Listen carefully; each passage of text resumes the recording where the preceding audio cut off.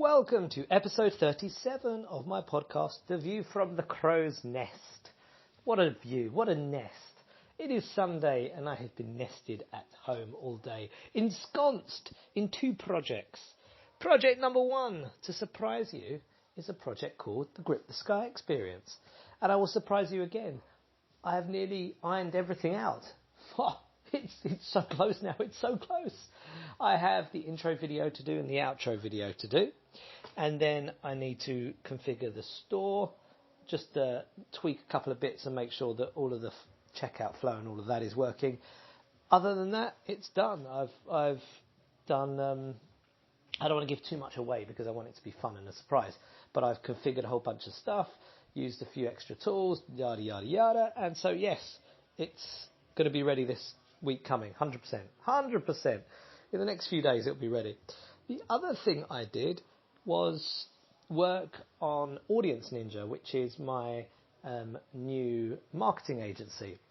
And it was on the agenda, actually, for getting it sorted more or less after I finished building the Grip the Sky experience, because the next stage is marketing it.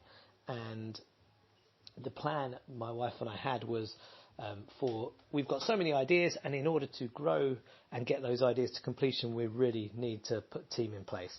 And rather than just hiring people to do freelance work for us on our various different projects, we decided that we'd hire people to join Audience Ninja as an agency, and then use Audience Ninja as the agency that does our projects, which is tantamount to the same thing on the beginning, but in the long term, hopefully it means we build a really good team and expertise within Audience Ninja that we can then help other clients, external clients with.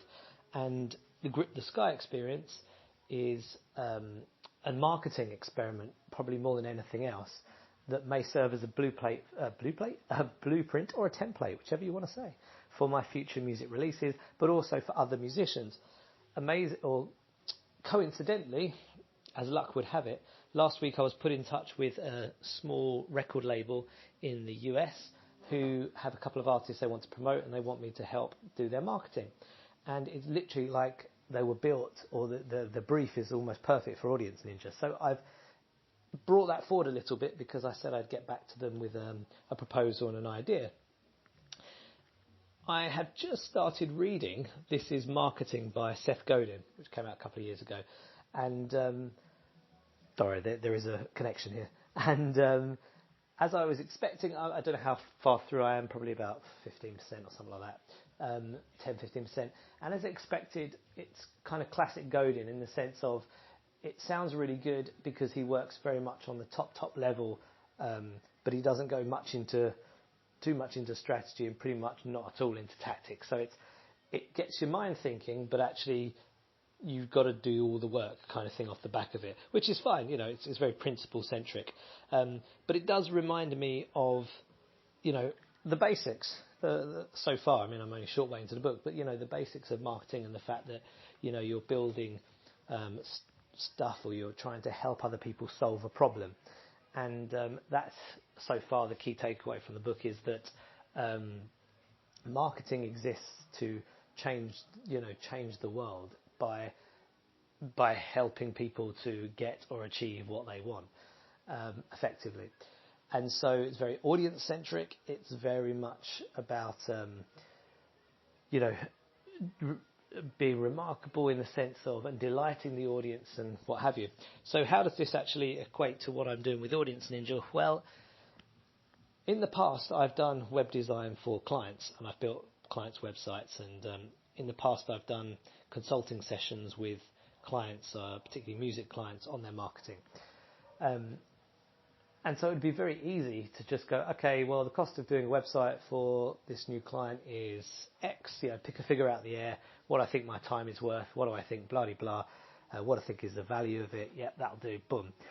But what I really want to do is not think of it from my point of view, what do I think my time is worth, or what do I think the value is, or what have you, but think of it from the point of view of how can I really help these artists really, what do they need? What are their pain points? How can I move them along towards where they want to be? How can I improve their lives effectively? And so I'm really thinking a lot more deeply about the solution. and how I can deliver it, and then pricing it out. One of the things I'm very keen about with Audience Ninja is it's going to be an agency, or it is an agency for, for want of a better word, normal people. You know, I want an agency that has the ability to help everyday people who are in normal jobs, for example, who have an idea. Maybe it's a creative project, maybe it's a business, and they've got no idea about websites, design, SEO, marketing, blah, blah, blah. And the problem that I see a lot of, if you do any searches on Google, if you know a lot of those things that come up, other agencies, other people I've seen who own agencies or do digital marketing in various Facebook groups or what have you, is they do two things. They talk in too complex language often for the client, who really is just, they don't know what they want, and they're kind of just grasping in the dark and hoping that the agency is doing the right thing. And two, they know, because there's a disconnect between the average person's, the average business's savvy in this area and what they know, they can charge a lot of money for actually stuff that really probably doesn't take them very long. And I know they can justify it, saying, as I've used this example many times before, you know, okay, it's the plumber comes around, sees the leak, okay, 3 minutes later he gives you a bill for 100 quid, he's fixed it, and you say, well, that's 300 quid for 3 minutes, it's ridiculous. He said, all right then, £1 for tightening the screw, £99 for knowing which screw to tighten. And it's the same thing, you know, okay, sure, it might not be that much effort to build the website or to build a particular functionality, but the years and hours and whatnot that has gone into learning how to do that so quickly obviously has a value, and it does. But nonetheless, I don't want the Audience Ninja agency to take advantage of people. I think that it's a long-term partner that helps people from the very beginning, when they've got an idea and they just want to sort of get it out there and whatnot, through to when they're building their business, and it's coming to fruition. And the idea is that we can grow with them as their needs grow, or we can deliver on those needs. But from the beginning, we're not just selling them a service, but we're partnering with them to help educate them, to help them understand what they're doing, to help. So it's hopefully a bit different to the normal kind of agencies. Whether that means that it's not as profitable, probably. I imagine I could probably charge a lot more and just have fewer clients. But I really want to have it as an agency that offers a service, at least part of the service that, you know, friends of mine who want to strike out on their own, you know, maybe you're, you know, an expert in your industry and you want to go freelance, you want to start your own business. So it's helping people with those kind of ideas. So going back to Audience Ninja, going back to This is Marketing by Seth Godin, I'm really thinking about, you know, how can I focus on helping less people but really specific market? How can I focus on really providing value that, you know, it's going to work to them, basically. I'm not just selling them something. A lot of marketing agencies, I noticed, they sell you something and then like, well, I built what I said I'd build, you know, it's up to you to make it work. Because the two things are separate but at the same time so connected. You know, building a website is of no use if the person doesn't know how to promote the website. Equally, promoting a website that doesn't work is absolutely of no use if the website isn't built properly. So the two are hand in hand, but they are separate. So that's what I've been focusing on, and tomorrow I will send a proposal. We'll see if it's accepted, and maybe we'll have our first client for Audience Ninja in this new capacity, and then I'll be looking to expand the team for Audience Ninja pretty much straight away, working out processes and tools and communication, just making sure that everything is as same as the Grip the Sky experience, as slick, as smooth, as easy for the client as possible, and likewise for any of the team that come on board. You know, I want all of us, you know, one of my key strengths and weaknesses in life, whichever way you want to look at it, is I always look to get the same or better results with less resource, particularly effort and time, with less time really. And that means looking for efficiencies, looking for systems, looking for automations, but basically just making everyone's life easier, mine, you know, foremost. So that's the hope, that's the plan. Let's see how that pans out. That's really the Grip the Sky experience, and Audience Ninja, I'm sure, are going to be the kind of two main topics of the week ahead. On a very different note, world schooling, travelling. As you may or may not know, we're a world schooling family, meaning we homeschool our children whilst travelling. With the coronavirus, we've not done any travelling. We had to cancel all our travel plans. But we're now starting to think about future plans.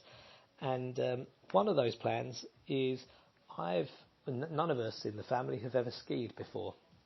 And there's a world schooling meetup where loads of world schooling families are descending on a place in Bulgaria in the winter, theoretically, to a ski resort. And we're like, well, that's perfect. If we go there for a month or two, we might actually be able to learn to ski and meet lots of other homeschooling, world schooling families, and it'll be great. To get to Bulgaria from where we are in, on an island off the coast of Naples, we thought we'd have to, if we wanted to take the car, drive right up through Italy, then right down, around, and blah, blah.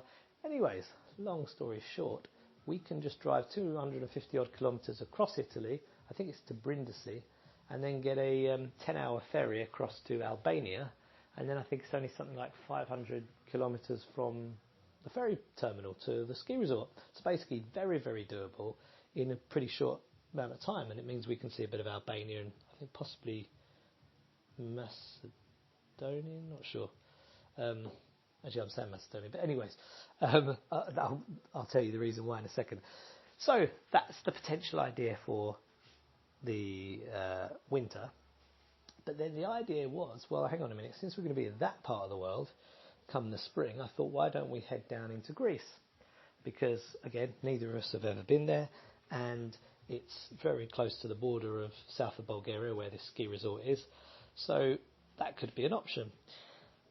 Now, a few years ago, not really that very creatively or imaginatively, but I was thinking that one of the stories I'd really like to do, and something I'd really like to see, is actually a TV series, kind of like Game of Thrones, but set in ancient Greece around Alexander the Great's period or life.